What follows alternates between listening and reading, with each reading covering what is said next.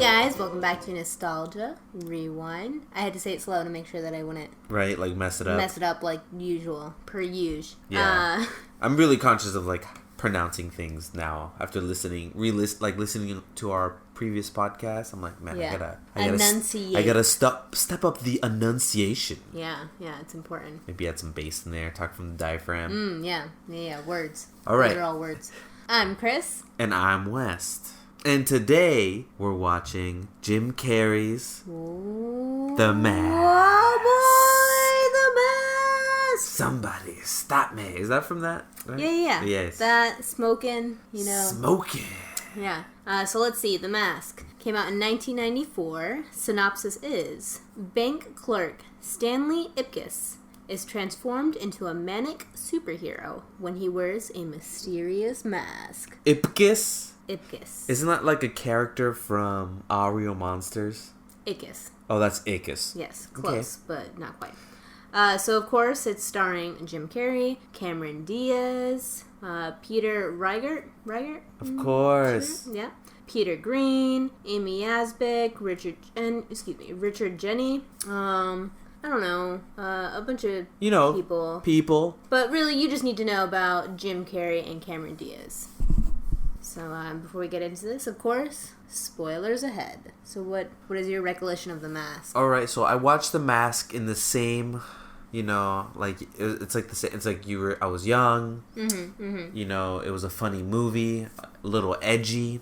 It was Jim Carrey, and he's funny. Wacky, over the top. Goofy. He was basically a human Looney Tune. Yeah, that's The Mask, yeah. Yeah, human Looney Tune. So, it was very good. I remember rewatching it later as a teenager, still liking it, and being like, oh, I didn't know the balloon he took out of his pocket was a condom. That's an adult joke. Oh, scandalous. Man.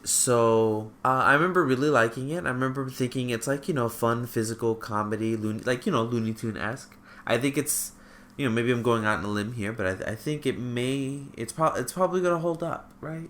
Oh, I think 100%. I think it'll hold up. As a movie as a whole, I think it's still gonna be funny. Jim Carrey is wholesome, right? He's great. Can we say wholesome? Maybe. I mean, I think he's a wholesome person. Wholesome yeah, sure. person. But like a name, a home brand name. Yeah. A brand name. Yeah. Like he was like, oh yeah, family comedy. We're all gonna watch Jim Carrey. Yes. And, we all would sit around as that's what he did. But I honestly can't remember the last time I watched this movie. Probably as a child. Maybe somewhere through my adolescent teen ages I watched it again. I don't know. But I remember liking it. I remember, the slapstick, over the top, crazy, like you said, edgy humor. I remember finding out later on that it was Cameron Diaz, because obviously as a child, I didn't know who she was or anything. So I think this is like her first big movie. Maybe not. Maybe I'm making that up. I think this was like her start in Googling life. noises. Oh yeah, actually this was her first role. So yeah, this was the start of Cameron Diaz. And I remember like later on in life someone's like, yeah, the girl in The Mask is Cameron Diaz, and I was like, what? Wow, her first movie was The Mask? Yeah. Wow. Yeah. What a movie to start off your career. Right? That's like straight to the top. Yeah. Yeah. The only thing that I can recall from the movie is his small apartment and him like watching cartoons with his dog, and the mask going on the dog. That does happen, right? That's yes. Okay. I think that yes. Okay. It does. I remember that. And I remember when he finds the mask, and it's like all shiny and shimmery looking and on the inside. And, yeah, he jumps into the river for it, right? Yeah, I forgot how he gets into the river. I don't think he jumps into the river. I think somehow he like gets in an altercation, or he's drunk and stumbles, or I think there's something that like leads him to the river, and then he sees it and then goes further into it. So, from what I remember, here's the storyline. All right, so Jim Carrey gets the mask. He tests out his power, so we see him take out the guns, do that condom joke. Oh yeah, he pulls out those big guns. Pulls out those guns. Yeah. All, fun stuff. That. Yeah.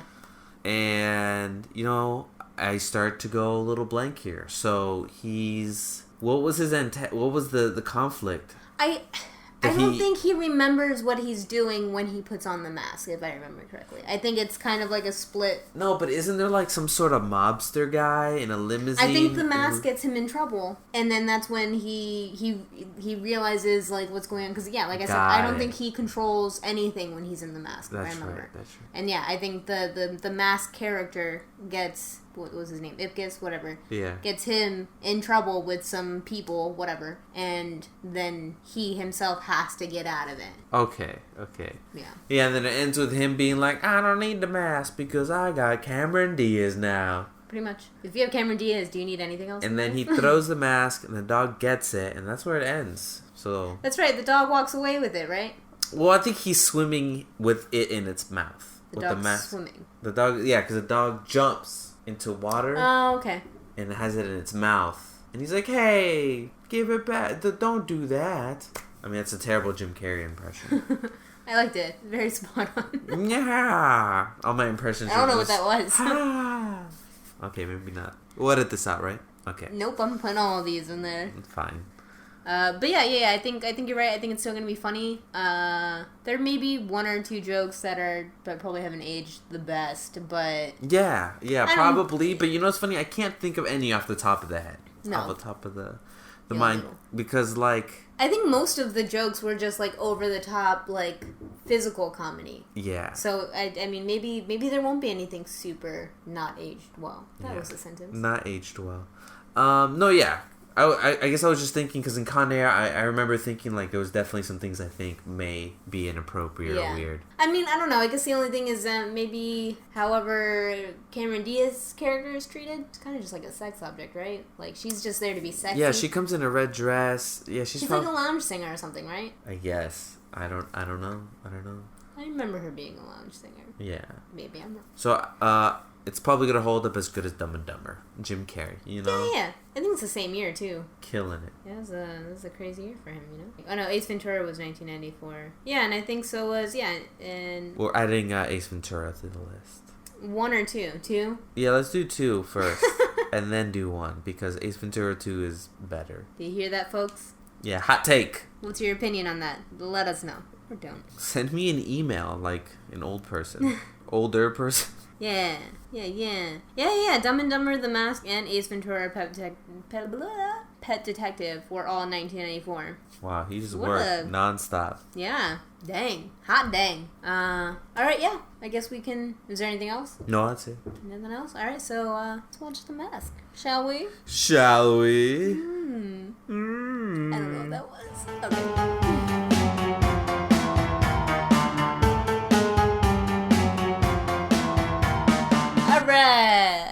Alright. So, we just finished The Mask. Yeah. And it holds up. Yeah, it was a fun Definitely time. holds up. Fun time. Physical humor is a little raunchy. Yes. But, the city that they're in is Edge City. Yeah, because they're edgy. The park that they go to is Landfill Park. Yeah, I think that was my favorite thing of the, like, I guess scenery, just how it's called Landfill Park. And ironically, I don't know what's ironic, but what I think is funny is how that park is called Landfill Park, like you said.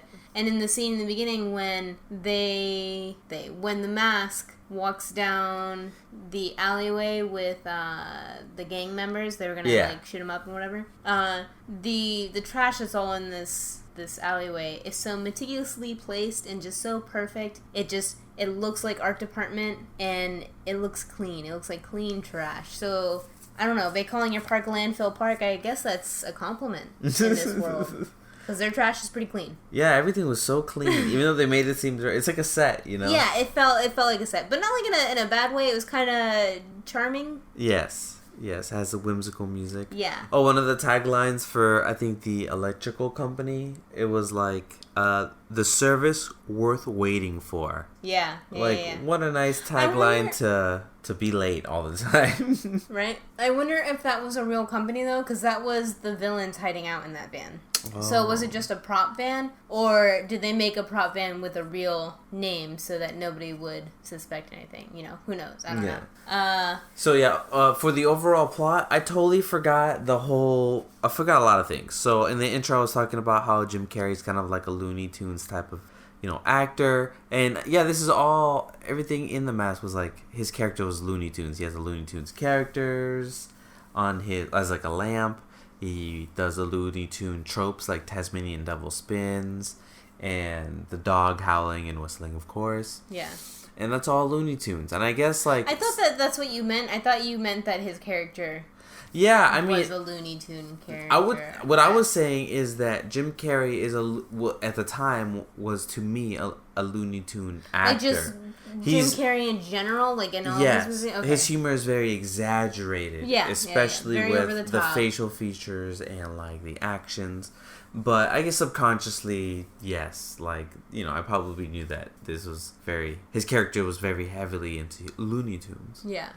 I really liked it because it reminded me of my house growing up. We had my parents' favorite store in the mall was the Warner Brothers store, and we had a bunch of Looney Tunes memorabilia everywhere.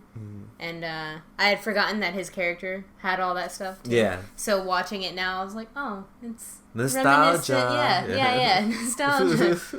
Reminiscent of my childhood. So it was kind of nice. Yeah. I miss the Warner Brothers store. It was a fun store. So yeah, in the movie, there's the mafia and Cameron Diaz. Are they the mafia? Or are they like... Is it... Mobsters? They're mobsters. I guess they are. Yeah. So Cameron Diaz's first movie.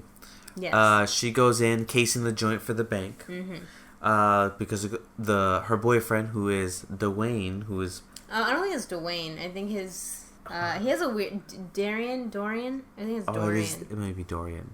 Well, yeah, he is going to rob the bank, but the mask instead robs it. He gets involved in all that. Shenanigans ensues. He loses the mask. The mobster, what's his name? It's Dorian. Dorian gets the mask. He looks like he's straight up out of Goosebumps. Like, yes. He was a terrifying mask. Super. He wasn't funny. He wasn't funny. And I feel like he was just missing, like, Nickelodeon gag. Like, Nickelodeon goo with that mask. Because it's, like, it looks so, I don't know, cartoony. And it looked more cartoony than Jim Carrey's? Oh, no. Let me take that back. I agree with you with the Goosebumps. Mm-hmm. And in the Goosebumps, I feel like they would have some type of goo to that character. Maybe that's just me. Probably just me.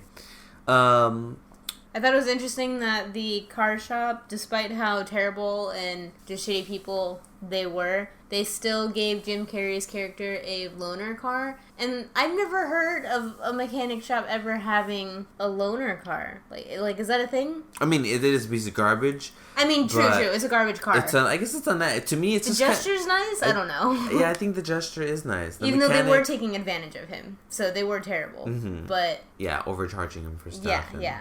But definitely a nice gesture. I mean, not too nice since the car's garbage, but still. But yeah. I want to know if any mechanic shops ever had that. Was that a thing at a certain time that we were doing this? I don't know. Whatever. Okay, so I really liked so it was fun. Yeah. Jim Carrey was a lot of fun. He had, of course, a lot of charisma. I like that the mask, I guess, is attached to Loki, the god of mischief, and the mask only works at night. And what it seems is when he puts on the mask, it amplifies his, like, a little bit of him, plus, the mischievous part. Yeah, exactly. So, that's why Jim Carrey's character, whatever his name is. Stanley Ipkiss, that's right. Yeah.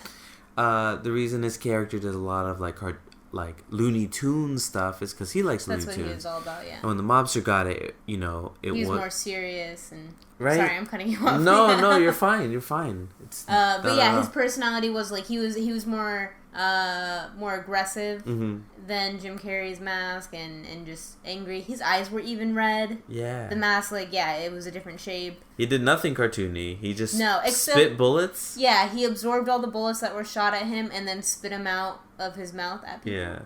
But, I think it brings for me, when I think about it that way, then it brings a new context into the mask for me, because I just used to think that it was a mask that did one specific thing, and that is to make, Jim Carrey or Stanley into that character. But thinking about it this way, like, if I put on the mask, what would that be? What would you be like? Yeah. A mischievous... What would I be like? Like, would all my jokes and stuff be computer related? Would it be kind of like a freakazoid, electricity going through? Because I guess I'd be creative enough to do that or something. Yeah. I don't know what yours would be. Like, would you be... I think it would just be mean. You'd be mean? I say you would have kitchen supply. Like, not kitchen supplies, but like how he used a hammer, which is like the Looney Tunes, you would use like that classic butcher's knife or something. As a joke or a gag. Maybe make food puns. All about that. But anyway, interesting thought with the mask and how the beginning of the movie just starts off with a scuba diver who gets instantly he died, murdered. right? Yeah, he dies because some pipes break. I don't know why the pipes are floating underwater, but the pipes break. He was supposed to, I think he was chaining them so that they can lift it because there's a crane there too. And then something came undone and it fell on him and then hit the treasure chest that and it's like the mask out. Like a pirate's treasure chest.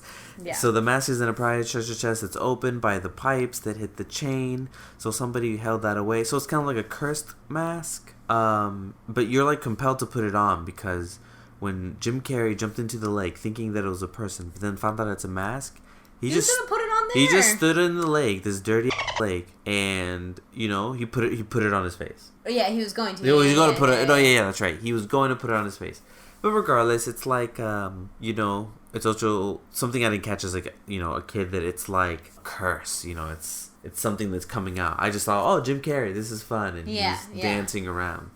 Also, talking about that lake and how gross and everything it was, he finds the mask there, and then when he brings it home, he just sets it down on the table, and then 5 minutes after that, he puts it on. So he didn't clean it. Yeah. He could have a staph infection from this mask. Gross. Right. It's just I like when the dog wears the mask too. I Yes. think his mask character is funny. He pees on the guy because he's a dog. He's I guess a that's dog. what he would want to do is just pee on. Yeah, but people. he knows it. He does it on purpose. He chuckles as much as a dog can chuckle to begin with.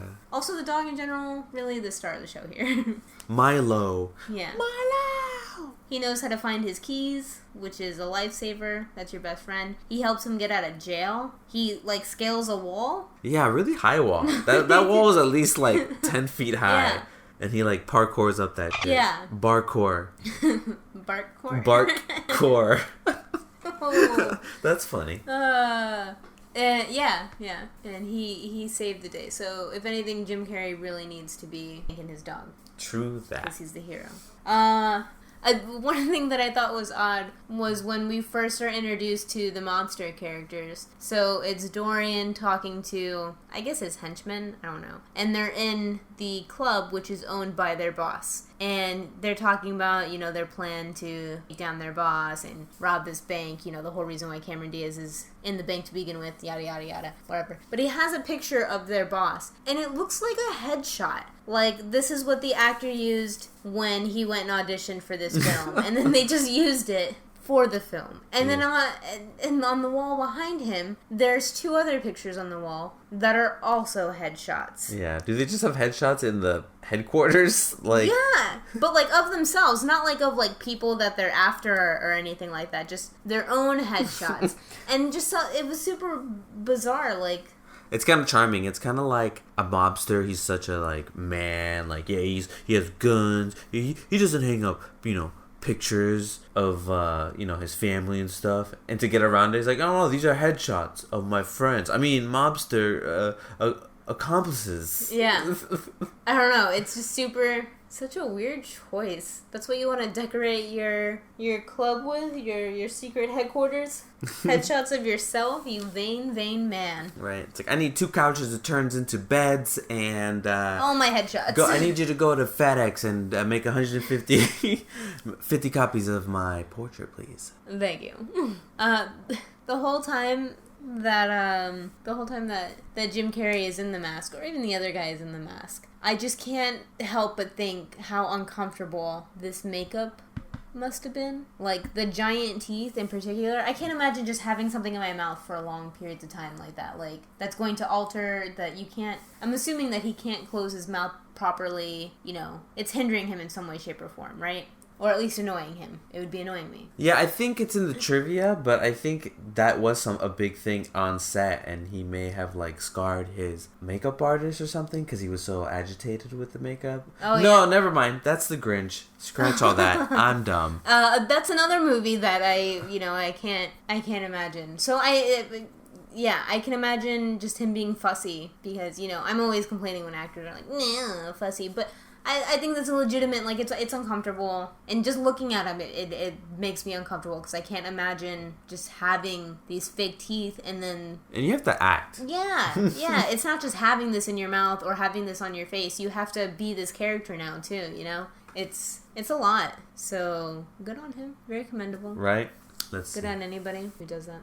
What else was there? I feel like there's some other weird, funny things that now I'm just not remembering. The friend robbing, goes the mechanic, that he steals the money. Oh, so Jim Carrey or Stanley, whatever, steals a bunch of money from the bank that he works at when he's dressed up as the mask, right? And he hides it in his coat closet at home, and then he opens, when the cop comes, banging on his door, he opens up the linen closet, and all the money comes spilling out. But then, right after that, not even 5 minutes, he opens the door for the cop and lets the cop come in.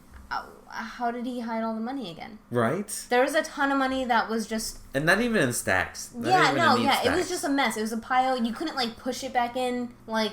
There's no way he could have covered that all in time. Right. So that he didn't see it. Oh, and when he went to go steal... when he went to go steal the money and he got shot... Oh, no, that wasn't the money. Hold on. Let me start. And near the end when he's dancing with Cameron Diaz, right? And they shoot his tie off and then it becomes his pajamas. That's I don't know. Yeah. That's an interesting implication. So if he put on the mask while he was naked, would he just be a naked version of the mask? Because the mask also transforms, physically his clothes. Yeah. Because it turned his pajamas into whatever suit he's wearing, that yellow suit. Yeah. So, I don't know. How does that work? I just think it was an interesting shot to put in there. They didn't have to. They could have just... at the end, they shoot the tie. Cameron Diaz falls to the floor, and that's it. But they took the time to render out the shot of the tie breaking, coming off, and then becoming part of the pajamas. Yeah. Oh, that was just to lead the cop. Oh back to the house. It was just to. It's for the plot. That. But when you take it away from that, though, it's still... I don't know, there's a lot there. Yeah. I feel like there's just a lot to this mask that we're, obviously not understanding because it doesn't come with a rule book. Yeah. I definitely think if, knowing that the mask is Loki's curse or a Loki mask, I think the sequels, they had so much room to do fun stuff. Instead of trying to... I don't know if in the sequels, that when they put on the mask, it just turns into a character, a Jim Carrey impersonator or something like that. But they could have a lot of fun with the mask, make the mask traveling through, I don't know, different time periods, or even through just different lives, and how that mask changes people and stuff. I don't know. I think I can't recall if I saw the second one, but considering it's the kid that wears the mask, I think throughout most, if not all of the movie, I think they just kind of got rid of the rules of this that are set in place of the mask in this movie, because when he goes and talks to the guy that tells him all about it, that guy that wrote the book, Clear Eye guy. Yeah.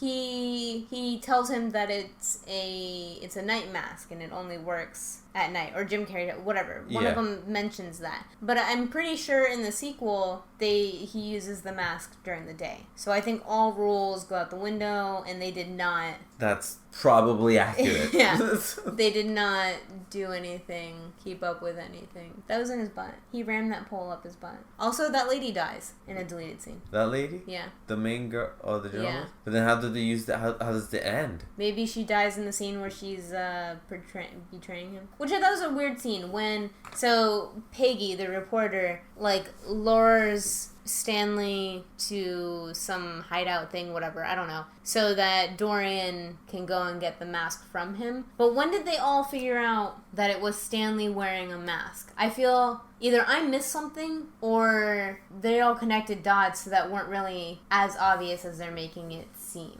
Yeah. Unless they saw him change from Stanley to the mask when he met Cameron Diaz's character in the park, in the landfill park. I mean, maybe the cops were there. The cops were there, but I don't think the mobsters were. But for whatever reason, everybody is very much aware that Stanley was the mask. Yeah. Before we ever see him, take it off in front of them or mention anything that really would give it away that he is Stanley. And it was just super weird. Unless I'm missing something. I feel like we are. I feel like we missed something. I mean, it's a good possibility. We're pretty tired watching this. Yeah, definitely. But right now, yeah, it is weird. Yeah. So, but, screw her. She was all like, oh. Yo, she sold them out for $50,000. Like, would you sell out? I mean, how many, who, like, are there people that you know that you would sell out for $50,000? No. Even people that I didn't know. I couldn't, because even when she does it, she was like, you said you weren't going to hurt him. But they were 100% going to kill him. Also, somebody who is paying you $50,000, somebody who's paying you $50,000 to lure somebody somewhere, like into you should know they're gonna kill him. You know there's something bad. You are speaking to mobsters. You are a journalist. Yeah. You should have at least thought about that. Yeah, that being an option. But yeah, she's all like, you said you weren't gonna hurt him, and now if they did, let's say they did kill him, she did that. She has to live with that now. For $50,000, she killed a man. She can't lose her condo, she said. Yeah. Was it worth it? Was that condo worth it? She's like, yeah, I got to live in it an extra month. No, but yeah, $50,000. Like, I couldn't live with myself after that. And that's why I couldn't even bring a stranger to mobsters. Not that I'd be talking to mobsters. That sounds terrifying. Cameron Diaz is basically a sex object, right? So yeah, Cameron Diaz's character is pretty much just there to look pretty. Yes. And that's it. And she basically just flirts 90% of the time in this movie. Yeah. Like when she's flirting with him at the bank, talking about riding bareback. And I'm like, bareback? She's talking about horses. Horses! Oh, horse ride. Saddling up. But yeah. No saddling up. That's why it's bareback. Come on. Bruh. I don't know anything about horses. So 90% of the time she's used for flirting, and she, that's about it. But it's not, I guess it's bad. It is bad, but it wasn't like offensive. It could have been a lot worse. It could have been worse. Is that where we're at now in life? Like, well, it could be worse. It could be worse. Yeah. Like, I mean, she's not necessarily a sex object, but yeah, she is just there to look pretty and be the seducing character because she is a woman, and that's how she gets through. What I think is interesting, if I was, this is what differentiates, I think, men and women, but if I was Jim Carrey's character, if I was Stanley, stop Zeus, after everything from the beginning, like, her flirting just so she can, case out the bank. And then eventually, I guess she does fall for him. I guess it is real. But if I was him, I would always be questioning everything because her motives and her intentions from the beginning were fake. Insincere. Yeah. And it would just be hard for me to trust her. And who did she really like? Did she like Stanley or did she like the mask Stanley? Because she was all into him. Well, when he saw the mask at the park, she was very scared. Oh, yeah, I know. But once he blew the smoke ring that looked like a heart, she was all up for it. She didn't care that he kept persisting. I think that was the worst part of the movie. That's what bothered me, was him, like you said, being like Pepe Le Pew and just wearing her down. Forcing her. Yeah, that's... You have no say in this. You will not leave my presence. Yeah, that was annoying. So I think that was probably the worst part. So, yeah, I would just always be questioning, I guess. Right? At least in the beginning. But maybe they can have a regular relationship. Yeah. Also, his friend at work is the literal worst. He's like sleazy. Yeah. He's like, look at this. What did he say? Look at this hot one. Or incoming. Oh, yeah. When Cameron Diaz walks in, and then he approaches her because obviously he thinks she's the most gorgeous thing since sliced bread. And I never thought bread was gorgeous. Oh, you never seen a good loaf of bread then. Mm-hmm. But he walks up to her and says, like, I don't know, something, probably trying to be charming, but comes across sleazy because he's gross. And she's like, oh, can you hold my coat? And he's like, I'll hold anything for you. And she leaves him to go talk to Stanley because I guess it's a better view of the vault. But he takes offense to it, and of course, being like any guy, he doesn't realize what he's done wrong. He's just upset at her. Men. Yeah. It's just ridiculous. Also, Jim Carrey's character cutting out that article of Cameron Diaz's character and taping it to his mirror. So basically, super weird. So basically, Stanley met Cameron Diaz. What was her name? Oh, Tina. So yeah. So Stanley met Tina because Tina was casing the bank. Yeah. Because they're gonna steal. Her boyfriend's gonna steal. We already know this. They met at the bank. They met at the bank. I just lost my train of thought. Sorry. So. You do the whole bit. You have to edit this one pretty heavily. I'm sorry. That's okay. So yeah, Stanley and Tina first meet her at the bank. Then they meet that night again. For like 2 seconds they talk because he's going to go to the club where she sings at. Next day, he sees a newspaper, that has an article about her, and it says something like, bombshell explodes, blah, blah, blah, blah, blah. And it's a picture of her singing. And he cuts out this article and tapes it to his mirror, his vanity mirror at home. And he's only met this girl twice. It's just super. Yeah, it is kind of weird. I was trying to defend it, so I was like, okay, so it's a singer who did a good performance and ended up on a newspaper, and he admires her, so he cut the picture out of the newspaper and hung it on his mirror, like how I guess guys would hang up pinup model. But he wasn't admiring her for her singing because he did not see her perform at the club because he did not get in. He just hung it up because he finds this girl attractive. And that just means, and because she's not a star of any sorts, it's just him being obsessed with an everyday normal person. I mean, it's true. Who happened to be in the newspaper. I mean, let's put it to so imagine it this way for the audience. So imagine you go to the grocery store and that bag boy or girl that you saw only once. Later on, you find out that she has a photo of you on her mirror. Is that weird? Yeah, it's super weird. It is weird. Yeah. I'm just posing it as an everyday question. Like if some random, your cashier, you find out has photos of you. Yeah, because you won some competition or something, but you're just like a local celebrity. Like you're not even a celebrity. You're just in the newspaper, the local newspaper once. Yeah. Really weird. Is the act of having a photo of a girl you barely know, it's just bad all around to have something like that, because it's like you're longing for an idealization, not an idealization, but you're like putting her on a pedestal. Yeah. Okay, yeah, that's. And it's not in the normal way, like when you're a teenager and you're like, oh, I have posters of NSYNC on my wall because I love NSYNC. Mm-hmm. It's not like that. It's like, this is just a local girl that you met, that you want to be with. Met once. Yeah. Only once. Yeah, and now you're creating this whole fantasy about her. I can agree with that. Yeah, it's really weird. So that was weird in The Mask. Yeah, and then it just makes me feel like his whole nice guy. And that's what Tina calls him too. It's like, you are a nice guy. Everybody nice calls him that. Yeah.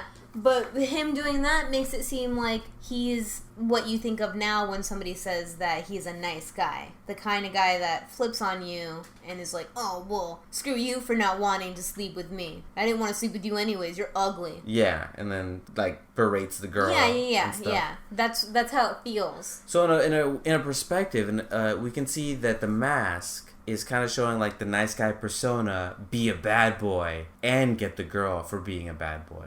But at the end, not needing the mask, but he still had to be a bad boy to get her attention. Yeah, I think smoking cigarettes and being cool. This is like a nice guy romance story. I think he never would have had the confidence to ask her to begin with. I mean, in the beginning of the movie, he has tickets to take that girl on a date, and she's like, oh, is there any way that you can get a third ticket? And he's like, no, it's sold out. And she's like, oh, well, I can't just leave my friend at home. And she's terrible. And she knew that he was too nice of a person so that he would just give in, and he was like, you just take the tickets. Nah, take those tickets back.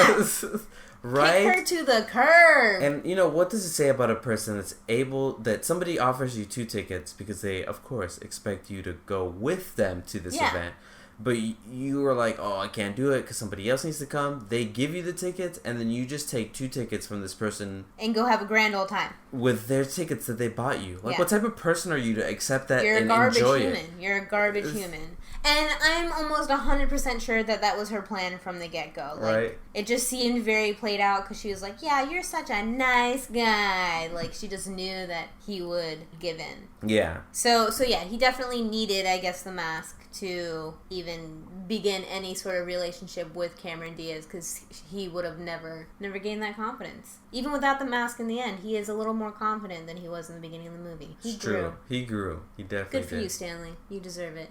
Nice guy, I guess. Stanley Ipkiss, nice guy. Weird stalker. We'll say it's a blip. He seemed like a genuine person besides that. Hopefully he doesn't do that all the time.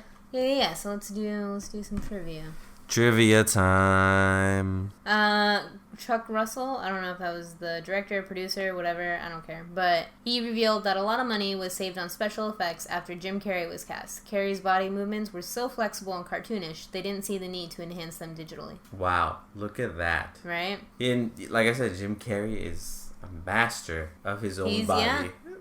Yeah. I guess, they'd only have to do the super exaggerated ones that are obviously not possible, humanly possible. So that's fun and impressive. The condom part, where he pulls the condom out of his pocket and says, wrong pocket. It was improvised. Did he just have a condom in his pocket? So I guess he put a condom in his pocket to do that joke, yeah. And they're like, we love it, Jim Carrey. Take our money, please. The banana yellow suit that Jim Carrey wears is based on a suit which his mother made for him for his first attempt at stand-up comedy. Aww. It's real sweet. That's super sweet. That brings a whole nother layer to the mask and that layer, that suit. Yeah. That's super, because to me that suit is very iconic to the mask. Oh yeah, 100%. The hat with the feather and just how bright it is, it's very obnoxious. So it's great that it comes from some sort of like reality. Yeah. What was it, his grandma? His mom. His mom made for him? Mm-hmm. That's adorable. For his first attempt at stand-up comedy. Can you imagine being your first stand-up comedy show and you're wearing something as obnoxious as that yellow suit? Right? That gives me anxiety just thinking about it. Right? He's a funny man. Well, how brave. A lot of moments, particularly ones involving the dog, were ad-libbed on set. The scene where Milo won't let go of the frisbee as Ipkiss tries to stash some money in his closet wasn't planned. And Jim Carrey ad-libbed Ipkiss's frustrated reaction to Milo not being able to run up the wall. Wow. Fun. Diverse. Improv, baby. Improv. The interior shot of the garage where he gets ripped off by the mechanics for his car is the same location as the firehouse from Ghostbusters. Oh, neat. That is neat. To just reuse it. It's on the lot. They should have had the Ghostbusters car in the background somewhere. Not fully show the Ghostbusters logo or anything like that. Yeah. But a nod. You can give a little nod. Yeah, that would have been fun. The one thing that attracted Jim Carrey to the project more than anything else was that Stanley Ipkiss, much like him, is a huge fan of cartoons. That's fun. It's always interesting as an actor to be able to be like, oh, I like this because I relate to the character. Yeah. Not because I always, I guess, find actors that are like, oh, I like to play somebody else. I like to experience, through being a different person. But this one's like, oh no, this is like me. I could do this. Yeah. Do this. Cameron Diaz is not singing in the movie. I figured. Yeah. It's Susan Boyd. I don't know what that is. For all you Susan Boyd fans out there. You probably already knew this. Yes. Of course, this was Cameron Diaz's first acting role. She had to audition 12 times for the part, and she got the role 7 days before shooting began. Wow. Hollywood, man. Hollywood. Movie industry, it's garbage. Super. Can't plan anything. It's ridiculous. Right? I mean, I get it in some senses, but I don't know. I think it's crazy that you need that many auditions to. What did she have? 20 lines. Yeah, she didn't really do a whole lot. She didn't do a whole lot. She didn't say a whole lot. But yeah. Not that I'm like diminishing her role. No, of course not. But just how extensive that, for that role. For that role. I'm assuming that there was other factors like, all right, but she has to be like attractive, but like act semi well. And she was a model before this, so yeah. Years before Son of the Mask, which is the sequel with Jamie Kennedy, there were at some point plans for The Mask 2, but the sequel was canceled after Jim Carrey declined to reprise his role. There was even a contest from Nintendo Power magazine where first prize was a walk-on role in that movie. In their final issue, they issued an apology to the winner of the contest. Aww. Can you imagine winning that? Like, imagine if that was the only thing you ever won in your life and then it was canceled. Aww. Oh, you could be in this movie. We're not making that movie. Sorry. I mean, they should at least sent them something like, it's Nintendo. Probably did. Yeah, I hope so. The line, "You love me, you really love me," after the Mask's award acceptance speech in the Coco Bongo is a parody of Sally Field's infamous 1985 Oscar acceptance speech when she won Best Actress for Places in the Heart. Her actual words were, "You like me. Right now you like me." But it is often misquoted as "you really like me." Or "you really love me," as in full in the movie. Cut. Film nerds out there. Jim Carrey was paid $450,000 for his work in the film, which was a huge bargain for New Line because the deal was signed before Ace Ventura became a surprise hit and made The Mask a hot property for the summer 1994 release schedule. Carrey then inked a $7 million. Oh yeah, and of course, yeah, and then he got $7 million for Dumb and Dumber, all because of Ace Ventura. That's where it all started. Yeah, because Ace Ventura was a hit and nobody, I guess, anticipated it, and that's why he got $7 million for Dumb and Dumber.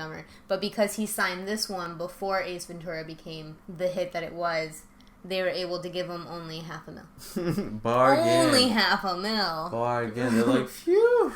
They would have had to give him $7 million. Yeah.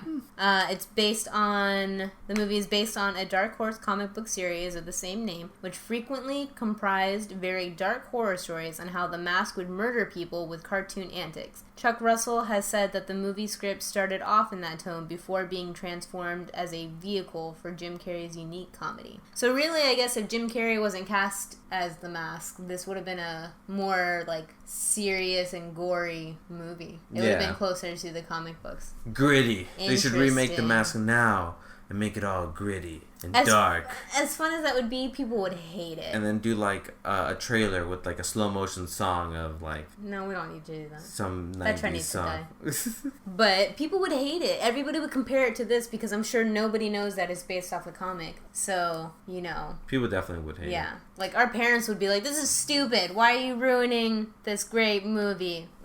It's a classic. Yeah. New Line Cinema did not want Cameron Diaz for the film since she was a model with no acting experience, but the director was so insistent on having her that he threatened not to do the film if he couldn't cast her. Oh man, to have the power to threaten not to do something and not just lose your job. Right? It's like, I was just thinking, why didn't they just get a different director?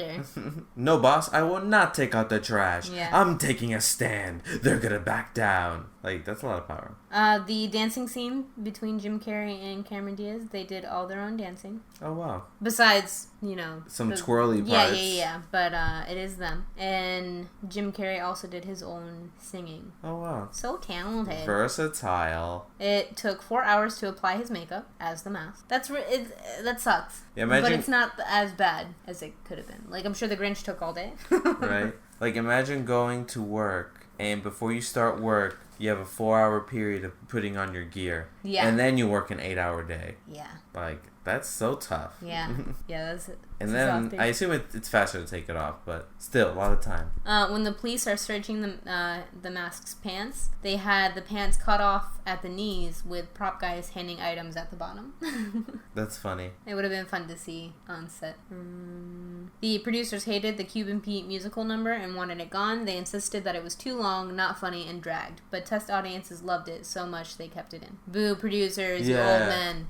You don't know anything. The producers like, we know what they like. It's like, we did a poll. They love it. Well, fine, money. It's always interesting what producers like are so adamant about, and then end up, you know, the opposite for the audience. It's almost as if can't really determine what hundreds of thousands of people would like. Yeah, it's a hard thing to pinpoint when you're an old man. Because I'm assuming they're all old men. After the mask pays a visit to the auto body shop, the sign above the door now has pieces broken off that transforms it from saying Ripley's Auto Finishing to Rip Off. Oh. Showing the mechanics as crooks. Showed them. The dog doesn't exist in the comic book. Okay. Well, that was a great addition then. He should have been added in the comics afterwards, because he's a hero. This was the first of over 10 Jim Carrey movies to reach $100 million domestically at the box office. You know, I can't imagine that status. Like, this is why he had his whole, and of course a slew of other things, but why he, like, had to disappear for a while, and he went and did his whole painting thing, and, like, had to... Still doing it, yeah. Yeah, and, you know, had to do all that, because, like, after you do something like this, I don't know, I feel like it's one of those things, like... I think he's talked about it. You become disassociated with, like, reality a bit. Yeah. Mm-hmm. And then, like, where do you go from there? Mm-hmm. You've already done something so great. How are you going to top this? And then everybody expects it to be great, you know? Like, writing a book, and it's a hit seller, and then the next one, you know, there's a lot of pressure for that next book to be just as good, if not better. Yeah. You know, same thing with this. That's a lot of pressure. Everybody thought he was crazy for doing whatever, but, like, right? I totally understand it. Just thinking about that, I'm like, I can't, I really can't fathom. If you look closely, you will notice that the mask wears clothing whose patterns match the pattern/color of Tina's clothes. For example, in the first scene together, the dance scene at the Congo. Yeah. Bongo. The mask wears a yellow zoot suit while Tina wears a white and gold mini dress, which symbolizes their attraction, for they both are wearing the same color of yellow, gold, or banana yellow. In the second scene, when they're in the park, the mask wears black and white French mime clothing, indicating his imitations of Pepe Le Pew, while Tina is wearing black pants and a jacket with a black and white pattern on it, the main colors of Penelope Pussycat, Pepe Le Pew's love interest. In their last scene, where the mask rescues Tina by swallowing the bomb, the mask wears a pinstripe mafia suit, while Tina wears a vertical stripe pattern dress. I'm not gonna deny that that's what's happening there, but I think, I don't know, it's very loose. It's only when he's the mask, though, because... Look, it's like, is it a coincidence that he's wearing stripes and she's wearing something striped? I mean, I'm sure the costuming department did all this on purpose. That's true. I guess it's for me, it's a little bit more difficult. When you watch the mask, I mean, you tell us. The clothes don't necessarily look like they're... It doesn't look like it was on purpose to match, but I'm sure it is. It's a movie. Yeah. It does, because they match, but it's not... In, like, a theory ideal way, like, idealistic way. I don't know. Yeah.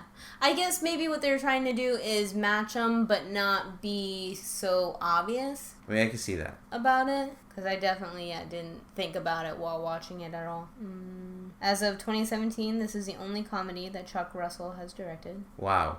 He's like, never again. Curious as to what else he's directed. I made a hit comedy and I'm done. Gotta get out while you're on top. Well, I think he's still directed. I don't know his. Wow, so the yellow zoot suit is the one outfit that I think everybody thinks of when they think of the mask, like wearing that, whatever. That's his iconic suit, and he literally only wears it for a total of 5 minutes in the movie. It just goes to show you that you don't have to see something a lot for it to be iconic. Iconic is like you see it once, it sticks, and it's forever. Yeah. I mean, it is a very out there, loud suit. Very loud. So it's hard to forget. But yeah, just 5 minutes.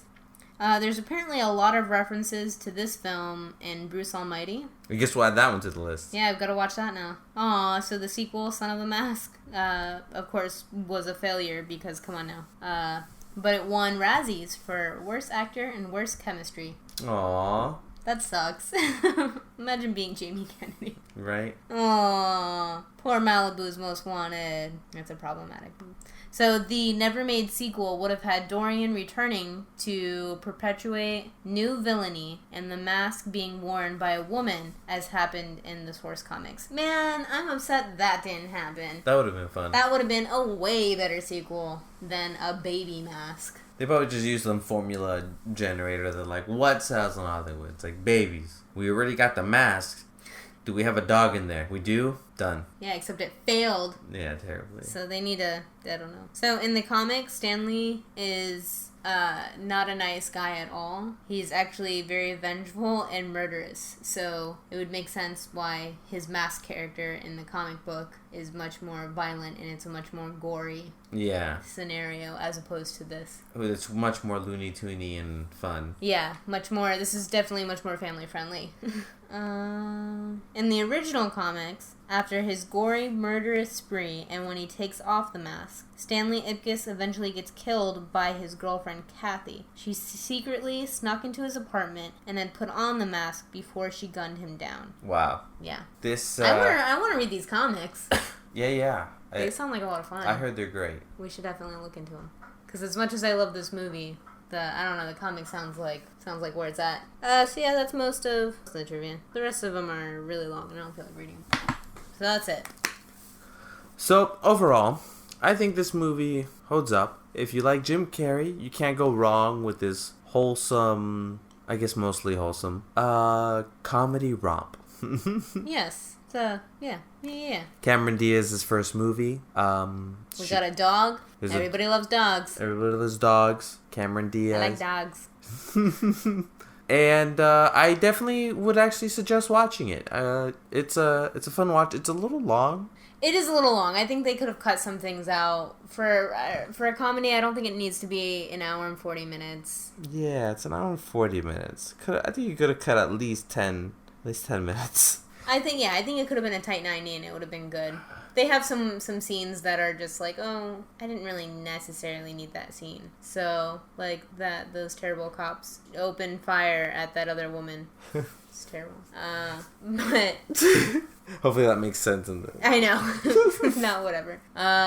So yeah. It was a good movie. It was funny. You can watch it with the whole family. I think I would definitely, I can see me being in the mood again to watch this. Yeah. Unlike when we watched Dumb and Dumber and I was like, maybe I'd put it on in the background. I think I would actively watch The Mask again. Yeah. It still holds up. It was a good time. I love Jim Carrey. We need some sort of sound effect when it's like, it holds up. Ding. Yeah. We'll figure it out. Maybe something like this. Hopefully we put something in there that makes sense. I just burped over here talking. I'm sorry. Nostalgia we want to prove. Watch The Mask. Thank you for listening, guys. It's been great. This is our... You're making it sound like this is our final podcast. We can cut all this out, right? Yeah. Let's just do the end. So yeah, great movie. Check it out for yourselves if you haven't seen it, or if you have seen it but it's been a while, check it out again because it's a fun time. So yeah, if you have any suggestions, comments, concerns, let us know. Oh, Jinx, you owe me a soda. Yeah. Let us know if you have any recommendations as well. Thanks for repeating what I just said. I have to have the last word. No. I'm just kidding. But yes. All right. We'll see you all next week. Talk to you all next week. Bye.